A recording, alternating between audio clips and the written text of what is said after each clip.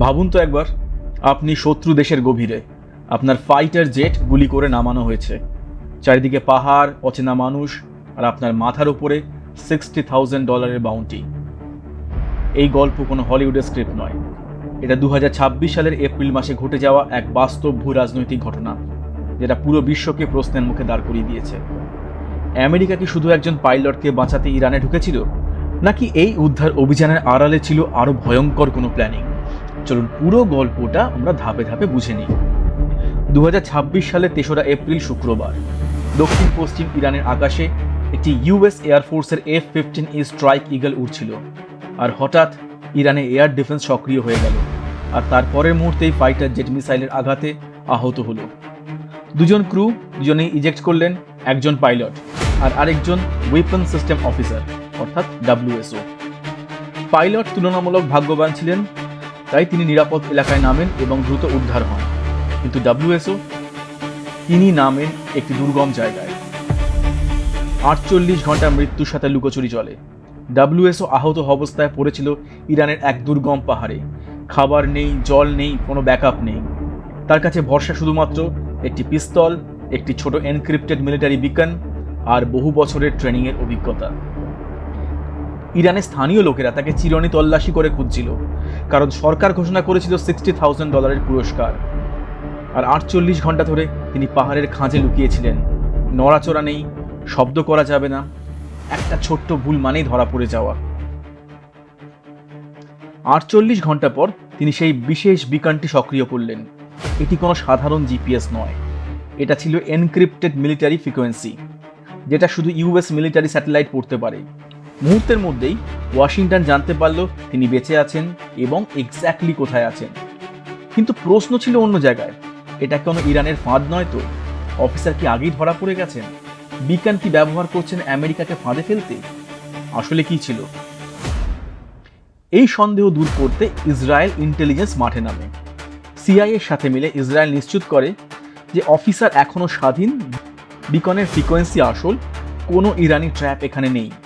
এবারে ছিল ডিসিশন নেওয়ার পালা। ওয়াশিংটনের ওয়ার রুমে চলে আসেন প্রেসিডেন্ট ডোনাল্ড ট্রাম্প। পেন্টাগনের সামনে এখন দুটো অপশন, অফিসারকে ভুলে যাওয়া অথবা পুরো শক্তি দিয়ে ইরানের ভেতরে ঢোকা। আমেরিকার মিলিটারি ডক্ট্রিন খুবই স্পষ্ট, we do not leave our people behind. আর ঠিক সেই জন্যই রেস্কিউ মিশনের অনুমোদন দেওয়া হয়। এই অপারেশন শুরু হওয়ার আগেই সিআইএ কিন্তু চালু করেছিল এক ভয়ানক তথ্যযুদ্ধ। ইরানের ভেতর ছড়ানো হয় এক গুজব, পাইলট আগেই উদ্ধার হয়ে গেছে আর তাকে সমুদ্র পথে ফিরিয়ে আনা হচ্ছে। আর এই গুজবের ফলাফল, ইরান ফোর্সেস ভুল দিকে ছুটতে শুরু করে তাকে ধরার জন্য, আর আমেরিকা পেয়ে যায় অনেকটা সময়। এই অপারেশন কোনো ছোট অপারেশন ছিল না, এটি গোপনও ছিল না, তবে এটি একটি বিশাল অপারেশন ছিল। সাথে সাথেই মাঠে নেমে পড়ে ইউএস এর delta force, seal team 6, MC-130 যে কমান্ডো 2 বাহিনী, Black Hawk, Little Bird helicopter. American force সোজা 200 মাইল ইরানের ভেতর ঢুকে পড়ে। একটি পরিত্যক্ত ফার্ম হাউসকে এয়ার স্ট্রিপ বানানো হয়, টেম্পোরারি ফরওয়ার্ড বেস। চারপাশের রাস্তাগুলোতে চালানো হয় প্রিসিশন এয়ার স্ট্রাইক, যাতে ইরানের ফোর্স সামনে আসতে না পারে। স্যাটেলাইট ইমেজে পরে দেখা যায় রাস্তাগুলি কেটে দেওয়া হয়েছিল। অবশেষে তাকে তারা খুঁজে পায়। তিনি আহত কিন্তু তখনও জীবিত। সব ঠিকঠাক, কিন্তু তখনই নেমে আসে আরেক বিপর্যয়। দুটি MC-130 যে এয়ারক্রাফট নরম বালির মধ্যে আটকে যায়। সময় চলে যাচ্ছে, একই শত্রু দেশ, তার মধ্যে বিমান নড়ছে না। তখনই না হয় এক কঠিন সিদ্ধান্ত। আমেরিকা নিজের $100 মিলিয়ন বিমান নিজেরাই বোমার আঘাতে উড়িয়ে দেয়, কারণ ইরান যাতে সেই প্রযুক্তির হাতের নাগালে না পেয়ে যায়। বিতর্ক এখানে দানা বাঁধে, কার গল্প সত্যি। কারণ ইরান দাবি করে তারা নাকি দুটো MC-130, দুটো ব্ল্যাক হক আর একটা লিটল বার্ড গুলি করে নামিয়েছে। আর আমেরিকা সেখানে কি বলছে? কোনো শুটডাউন হয়নি, সবই তারা নিজেরাই ধ্বংস করেছে।